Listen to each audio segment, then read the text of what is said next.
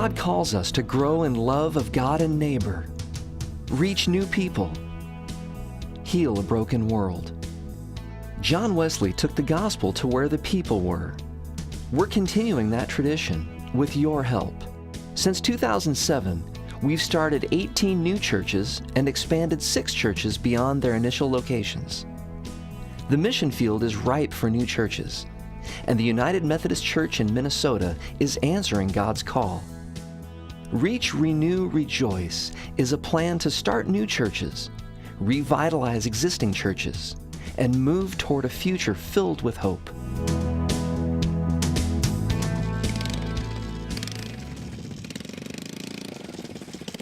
Trevin, stay out of the snow, please. Tayton is 5 and Trevin is 4.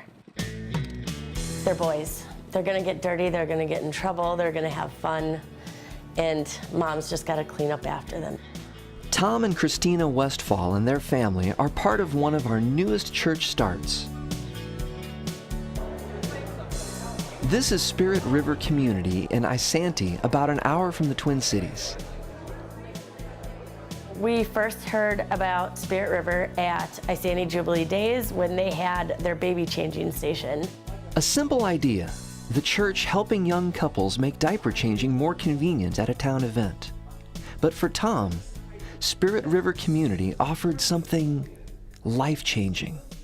My whole life's been a roller coaster, and I've done nothing but get stronger and better as I've grown, and I feel God's the one guiding my life. I mean, every night I pray and ask for His guidance, and every day it seems like it just comes more and more real. The Westfalls are a remarkable family. They came to the church, they were received by some of the families, and it felt so connected. Everybody is welcoming. Everybody is like, hello, good morning, how was your day today? Isanti is a community in need. 1 out of 3 in this congregation lives below the poverty line. Spirit River reaches out with food giveaways and community meals.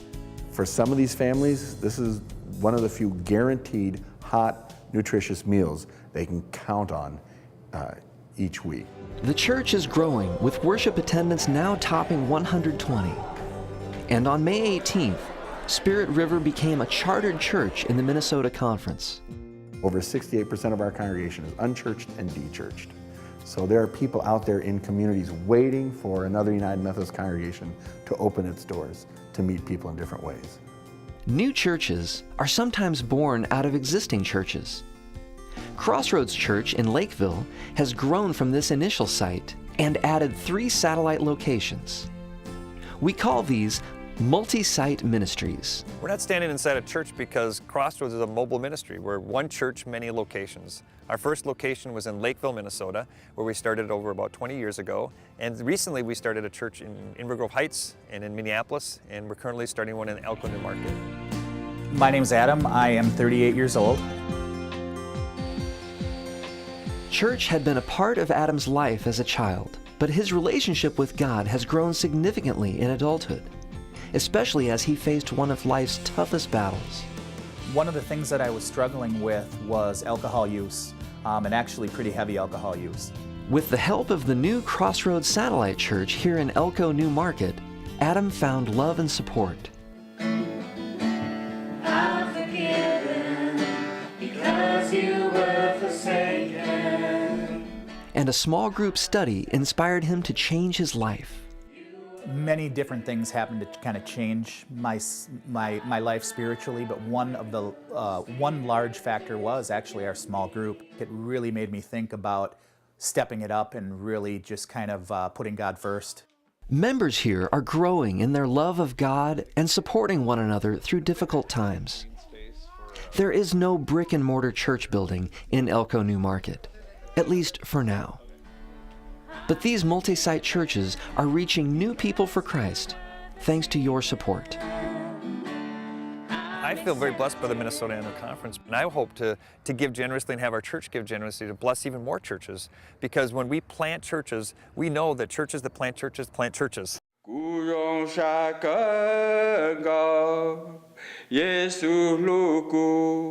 Wheelock United Methodist Church is a Hmong congregation in St. Paul. This 33-year-old church used to be located on the city's west side, but the Hmong population is growing more rapidly on the east side, so the church relocated. We call it a restart, and members are always looking to the future.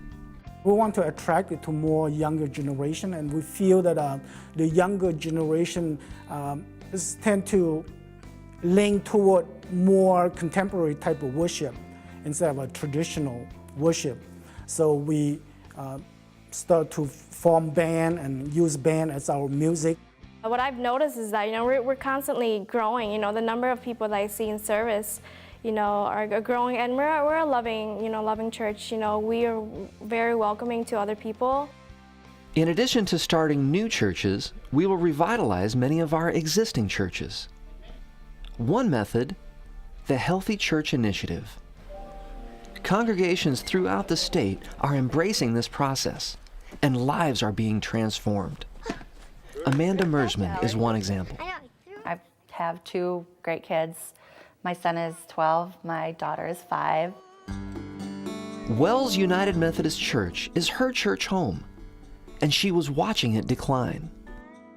Kind of felt like we were stuck in a rut, it really did. Then came the Healthy Church Initiative. A few simple changes made a big difference. They added tables in for the families to pray with and worship at, and that has been truly amazing, that alone. My kids actually have opened up more, not sitting in the pew, but have sit around the tables. The church has just been, my heart and soul are just here in the church now. They have helped me through so much. It's usually mom and dad who bring the children to church. In Amanda's case, the roles were reversed.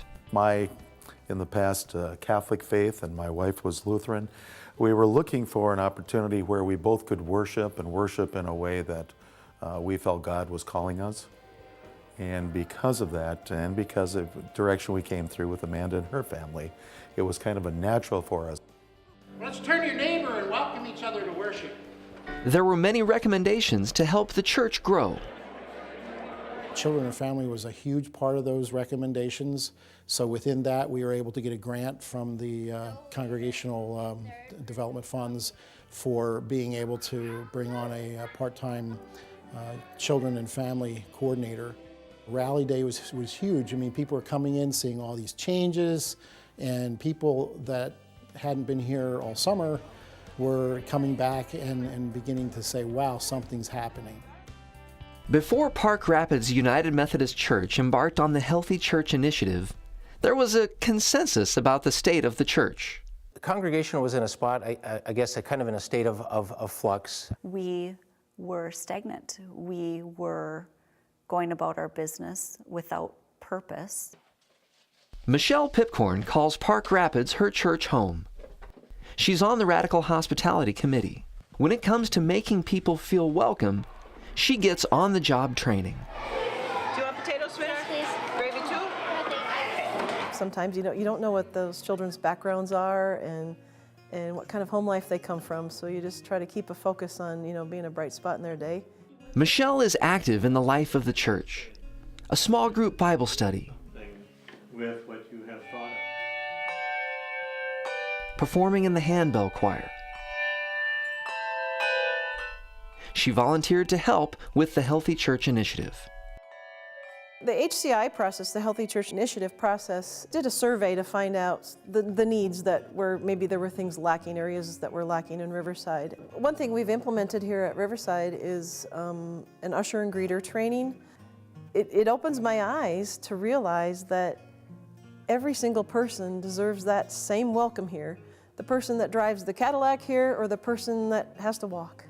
The church added a fellowship area, spruced up the foyer, created a guiding vision statement. I believe that our society is structured in such a way to meet the needs of people in basically every other area of life, whether it be physical needs, psychological needs, but so often I see so little being done for the spiritual needs of people. And I believe if people are going to ever really be whole and really be healthy, the spiritual basis, that spiritual foundation, has got to be dealt with first and foremost. The Minnesota Conference of the United Methodist Church. Sharing the gospel, changing lives, making disciples of Jesus Christ for the transformation of the world. It begins here.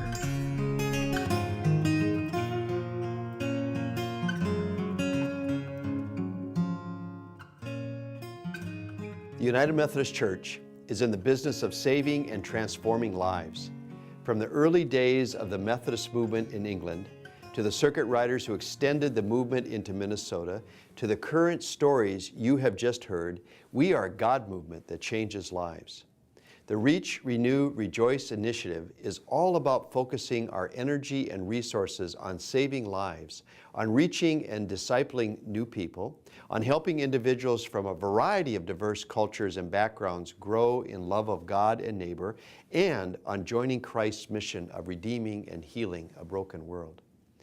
Nearly 60% of Minnesotans are not currently part of a faith community. When my grandparents' generation reached adulthood, 90% of them were involved in a faith community. When my parents' generation reached adulthood, it was 70%. For my generation, I'm a baby boomer, it is 50%. When my 3 sons reached adulthood, the percentage involved in a faith community had dropped to 30%.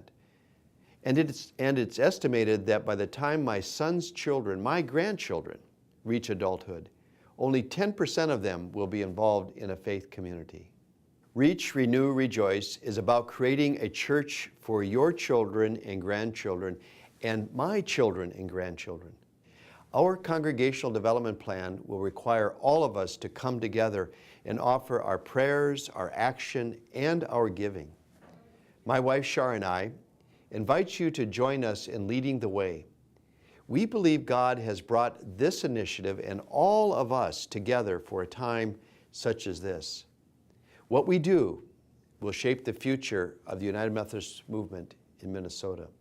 So let's join our hearts and hands to reach our children, grandchildren, and the next generations, to renew our congregations with Christ-inspired passion and purpose, and to rejoice in the breakthroughs of God's Holy Spirit in our lives, our churches, and our communities. Thank you. Thank you for your faithful and fruitful leadership and your extravagant generosity.